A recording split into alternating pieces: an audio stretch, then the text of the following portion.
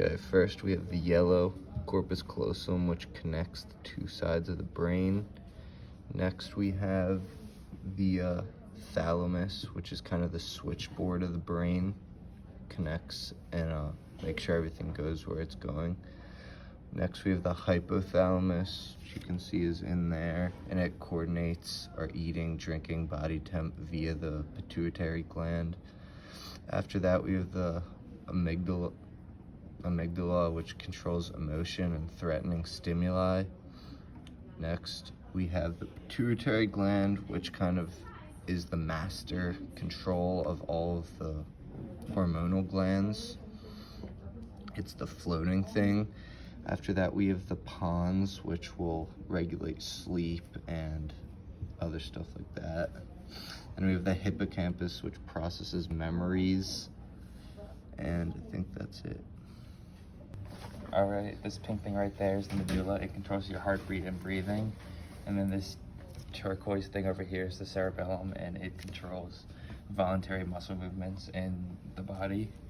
And then under that is the reticular formation that controls your arousal levels. And then under that, connecting everything, is the brainstem, which is the oldest part of the brain, and it's responsible for survival functions. And if you come down here, you have the Wernicke's area, which is this blue thing right there. It's controlled, its function is language comprehension. And then another thing, part of language, is the Broca's area, which is this pink thing right here.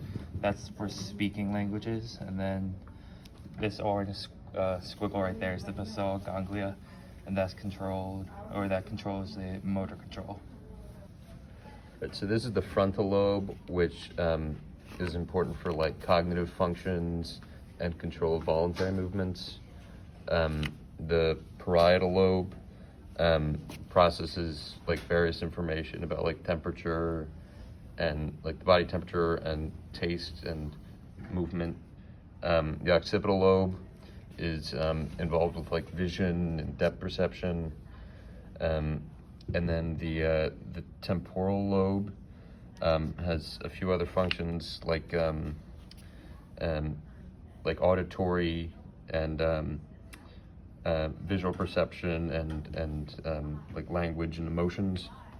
The motor cortex processes motor information, like your muscles, and then the sensory cortex is it processes sensory information. This together is the whole brain. This is the cerebral cortex.